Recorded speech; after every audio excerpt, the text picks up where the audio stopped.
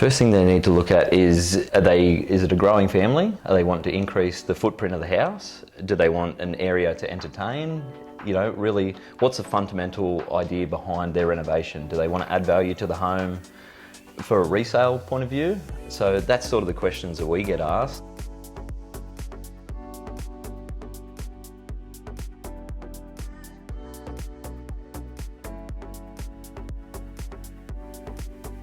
Everyone, welcome back to our renovating component of our real estate lifecycle video series. Today, obviously, we're talking about renovations, and there's no one better to talk about that than Luke from Smith Brothers Building. Luke, thanks for jumping on, mate. Mitch. Not a problem at all. So, talk to us a little bit about your background and the business background. So, yes, how long you've been around and all that sort of jazz. So, Smith Brothers Building, we're in the residential addition, renovation, remodel space. We do entertainment areas, al fresco, really look at adding value and space to local people's homes. Is exactly what you did for us. Yes, right? correct. And we're sitting in that space now. Remember, we had the 3-bedroom cottage, and yes, you held our hand through that journey. Through the process, which was incredibly valuable. So, not just from a commercial point of view, a business point of view, understand what you do from a personal point of view. You obviously helped our family. It's not just about the timber frame or the slab and the bricks and mortar. No, that's right. It's the much more than that. The vision, it's the goal. Yeah. So let's talk around that. So naturally, you've just mentioned that obviously the home addition space is where you're at, and whether that be the decks or al frescoes, as you said, outside, or the renovation to that structure. I suppose when we break down that process and someone's looking to renovate the existing structure or add something to the existing structure, what's the first thing they need to look at? Where do they start? First thing they need to look at is it a growing family? Are they wanting to increase the footprint of the house? Do they want an area to entertain? You know, really, what's the fundamental idea behind their renovation? Do they want to add value to the home for a resale point of view? So that's sort of the questions that we get asked. Basically, it's a matter of sitting down with yourself, with the family, looking at the goals. Have you got young kids? Do you want to grow? Basically, then what can you achieve with your block as well? Sure. Yeah. Okay. So obviously you're working with the client or the family at that stage. They come to you with the concept and the dream, and then they're starting with, hey, what will council allow us to really do here? And that's obviously different in the Illawarra too. It certainly is, yeah. It's very different depending on your block, and there's many factors that go into that, as you and I know. That's right, yeah. Bushfire, setbacks from boundaries, that's it, floods, all that sort of thing. Floor space ratio that you have to use. So there's plenty of things that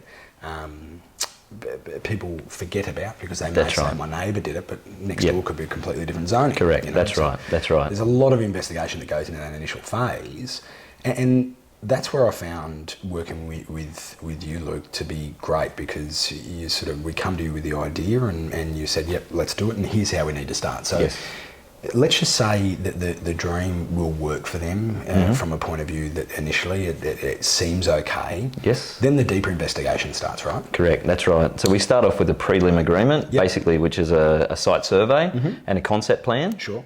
Just to make sure that the idea is going to match what we're, the proposed building. Sure.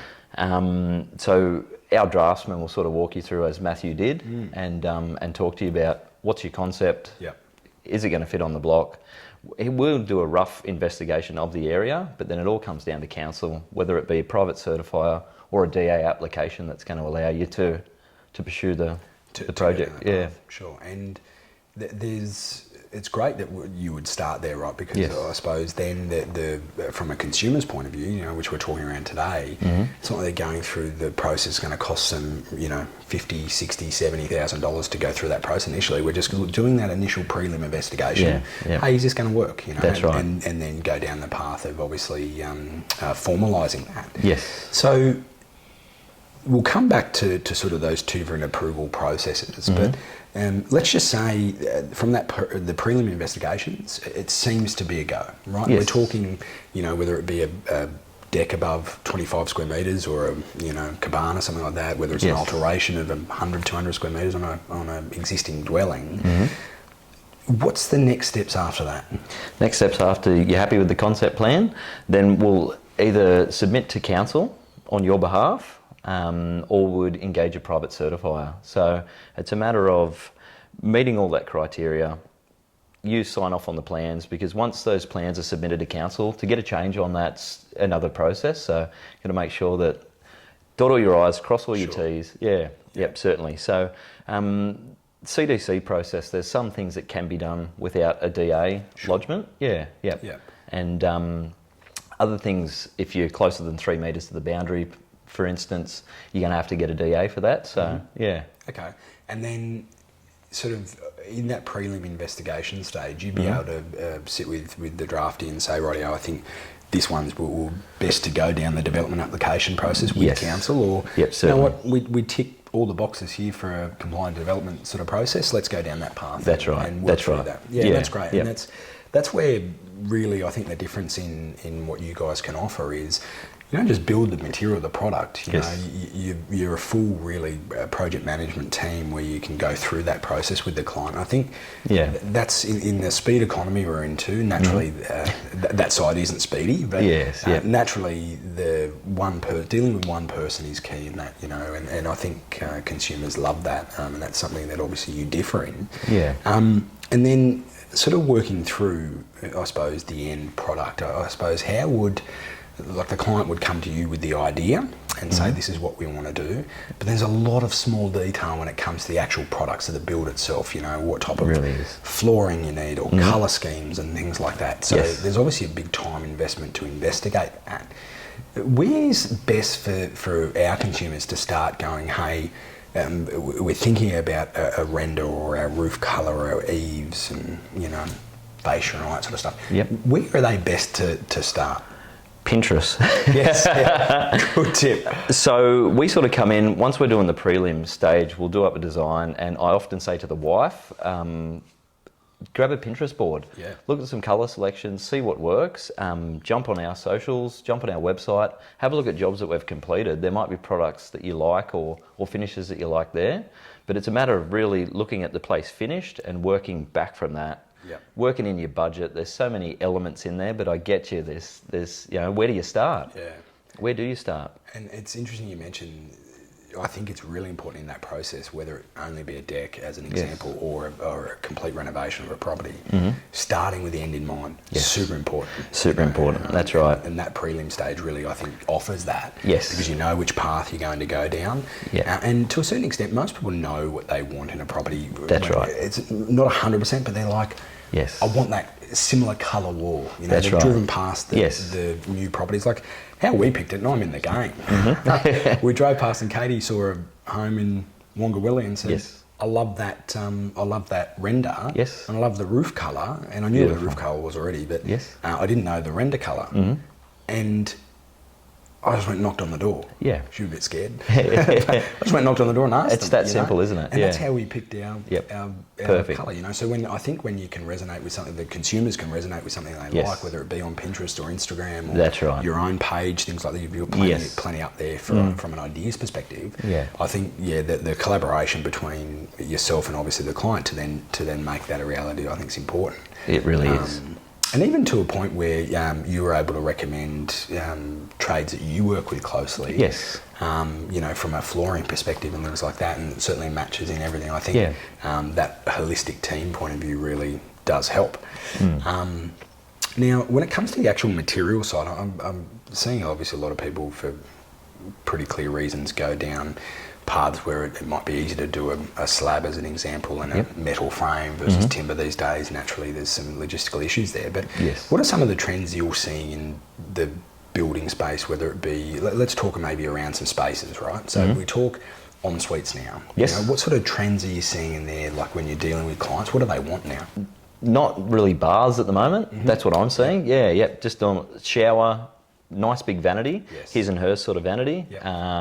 Lighting mirrors, just a little, And we're seeing that, you know. Nice colour palette, Nice colour palette, nice and neutral. Simple. Tiny things like LED strips under vanities. Under vanities, beautiful. As you said, the lighting in the mirrors, the recessed cabinets are sort of coming back on, finding with the lights in them, which is pretty cool. And then in kitchens, I'm finding that when people are sort of looking to renovate their space at the moment, they're really getting practical around that, you know.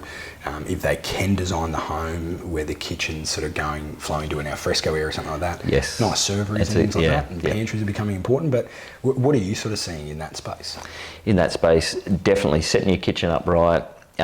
We've just completed a nice addition out in Corrimal. Yep. Alfresco off the rear of the property, much like here. The kitchen's just sat just inside there. Nice. Beautiful big stack of doors. Yeah. A little kids' lounge room there. Yeah. Then it flows into the main lounge room upstairs to a nice 3-bedroom. Yeah, yep. And that's that design element's just, it is key. It is key. Yeah. And I think you hit the nail on the head initially, where it's like, what's your family structure? Yes, you know, that's right. And having a collaboration of design where the functionality is there. Definitely. And I think, you know, versus perhaps some of the newer homes where they often can be very sterile in a way. Yes. Big homes, very beautiful, but I think when you have an older cottage, I think some people are often scared of what that might cost to renovate firstly. But yes. I think if you get the functionality design right, you can oftentimes beat a product that's brand new. Correct, you know? Correct, definitely. Which is interesting. So definitely. And then for obviously the main demographic that we would deal with would be families. You know? So I think the main thing, well, I know the main thing that they look for is that functionality space, but or functionality aspect. But space is so important to them. It really is. It really is. Key living areas, keeping it nice and open, and that's right. All that sort of stuff. You probably agree with that. I do. It's funny, so the first floor addition that we've just done, we've got the kids' room right next to the adults' room, a bathroom for the kids, ensuite for the parents. You know, so it's geared, they're quite young children now. Sure. As they grow up to teenagers, they've got their own bathroom. Just makes sense. It makes sense that the parents have got their own bathroom. It's nice. Comes back to and the kids are close by. Yeah, definitely. Study downstairs. So I suppose with today's modern age, we're working from home. We need that study space. Kids, you can set up a really nice study nook, not taking up too much room in the house. So just utilising that. Yeah. And look, when we're sort of talking of renovation as an example, sort of oftentimes a barrier would be costs associated with that. But oftentimes there's areas perhaps where they could save from an initial investment point of view. And probably what I mean by that are small things that oftentimes I feel make a big difference when it comes to, for example, ceiling height, right? So when I love the greater than 2.7 ceilings and things like that, they're beautiful. But do you find that your consumers that you've dealt with over your career, what are some of the areas that if someone initially wanted that grand scale, if they could cut back on something that might save them a little bit here and there, without sort of hindering obviously their end concept and their dream, what are some of those areas that maybe they could save on? So if you wanted to increase from a 2400 to a 27 or 3 metre high ceiling, you've got to look at, there's going to be the internal linings and then the external linings and your windows. So you could go for a sort of more residential range window. Cladding, you could look at a Colorbond cladding that's pre-painted, low maintenance, vertical, something that looks nice and really linear outdoors. Things like that are just going to save you at the end of the renovation. You're not painting externally. Internally, there's going to be more gyprocking and stuff, but just that grand feeling. Say you just do an addition of 20 square metres, but you raise that ceiling height, all of a sudden you've got a beautiful big space, whereas a 2.4 ceiling, it's sort of capped at that. So yeah, so that is interesting. I suppose there's all that other stuff that you think about where you've got to then get in and paint it. And that's right. It's the trades are working off ladders. There's more time, there's more material, in a sense, which is going to cost more money. So okay. That makes sense. And naturally, you guys are booked out for the rest of the year, which we're in 2022 now, so you're booked out for the rest of the year, which is obviously a compliment to the work you do. However, sort of moving forward, what do you see in the building space? There's a lot of chatter around that at the moment, but what do you see in the building space from I suppose the inquiries you're fielding now? Is it more so that grand renovation, or is it more so making things comfortable in the existing dwelling they've got at the moment? There's a balance of both, really. As far as like major additions, that's 50% of our inquiries now. And then renovating bathrooms, renovating kitchens would be the other 50%. Okay, that's interesting. And what I feel, there's talks of interest rate rises. The builders and all our suppliers are so backed up at the moment. I can't see a shortage for the next 2 years for us. Really. And we'll be playing catch up for the next couple of years. Yeah. See what happens with the market and stuff between then. But 100%. yeah, I remember years ago there was the construction industry really slowed up quite a bit, and the government intervened. And I recall when we were selling blocks of land, it's been close to maybe 15 years ago now, where the stimulus for the government was like, if you build a brand new home, here's plenty of money to do it, which was great. And that's obviously recently there's been the Home Builders Grant, which has stimulated a lot, no doubt, in the industry. But definitely, I think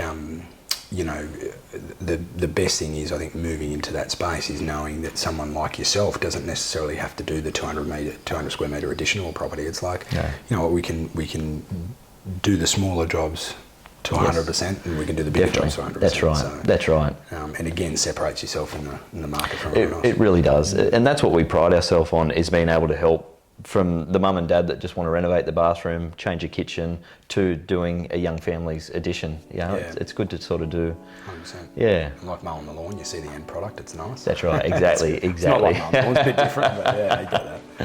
Yeah, it's nice. That's cool. Well, mate, anything else that you think our consumers could gain value out of? So maybe some tips from your point of view, and we've sort of given an overview of the process, but from the actual building side, is there any tips you maybe provide from the consumers? Look, there is still some really good value out there. There has been a lot of material price rises. There has been a trade shortage, but you know, like if you're committed and you plan, you can really make, you know, some really good improvements to your home just by doing a bit of research yourself. Definitely. Yeah, yeah. We tag a lot of our trades in our work as well. So if you're just looking at painting or doing a kitchen, jump on there, see who we've tagged. You can contact those guys directly and do a small work, you know, to your property yourself. Yeah, it makes sense. And I think that's that's the way forward. I think when people sort of know the work quality and they can see definitely it. That's right. There's that sort of, I suppose, that innate trust that's built straight away. Where it's like, hey, they've done a great job. Why wouldn't we engage? Exactly. Which makes sense. Well, mate, best of luck for the rest of the year, and I'm sure we'll be seeing you around. Perfect, Mitch. Thank you. Thanks, mate. Appreciate it. Thanks, guys. Any other questions, anything you need from your property perspective, whether you're looking to renovate something small, large, reach out to Luke and the team at Smith Brothers Building. They'll only be happy to help.